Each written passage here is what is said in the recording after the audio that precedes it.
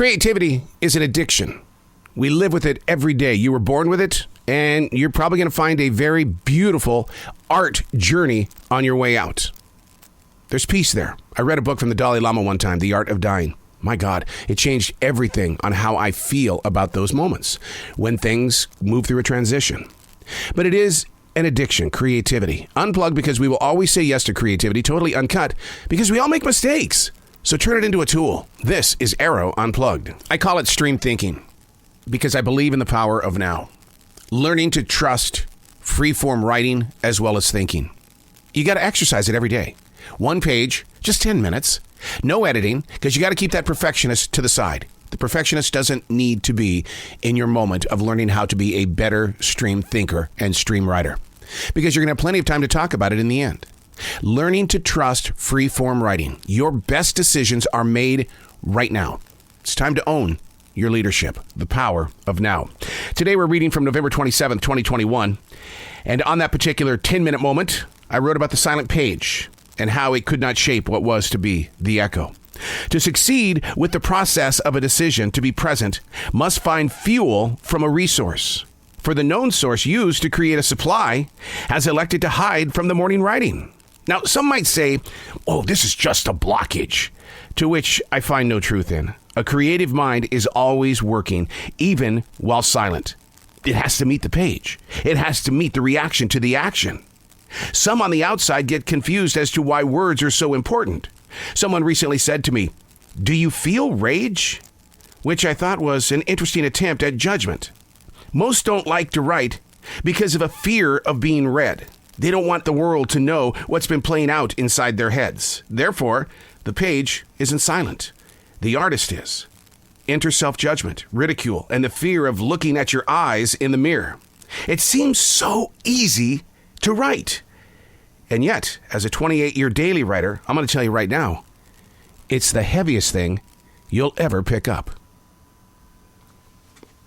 I just want to think about that last moment. The heaviest thing you'll ever pick up.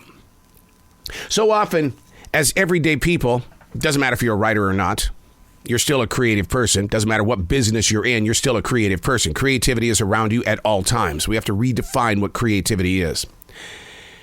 But the heaviest thing that you're going to have to pick up are the words that you're going to place on a page because of that fear, that doubt, that shame, that guilt trip. You don't want people to know what's moving through your head. It took me several years to be able to write in a journal and just leave it on the coffee table. I don't know if my wife reads it. What is in there that she would find important? Maybe there is, maybe there's not. And then it took even more years to be able to take what was written on the sofa and bring it to the studio to share the thoughts with you. And in that moment, the reason why any of that ever happened is because being spiritual, religious, I felt like none of this is for me. It's for somebody who is about to receive it. Somebody who would like to feel better and has been challenged to write, but has also been challenged to not write. To grow in a way that you can't predict. And yet what you put down on paper became the first steps of a brand new beginning.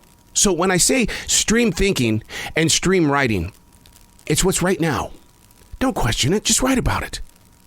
I can take a dot on the wall and turn it into 3 pages of thought. That's 28 years talking right there. That's not bragging. That's saying that because you're able to find the curiosity inside the imagination of what that dot could be, how it got there, what it could become, there's adventure in that. You're finding things.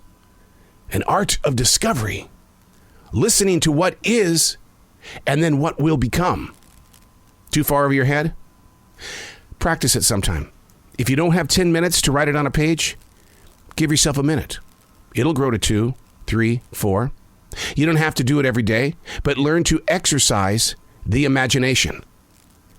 And the greatest thing about that is that it's going to open doors and get you away from old habits. Oh, change. See, people don't like that either. Well, if I'm going to write, that means I'm going to lose a lot of weight. Yeah, words. The weight. The heaviest thing you're ever going to pick up are your words. I'm going to lose that weight, and people are going to see how much I changed, and they're not going to like it. No. They're always going to like you. It's you who makes the decision if you want them to like you. I'm Arroe, and that's Stream Thinking.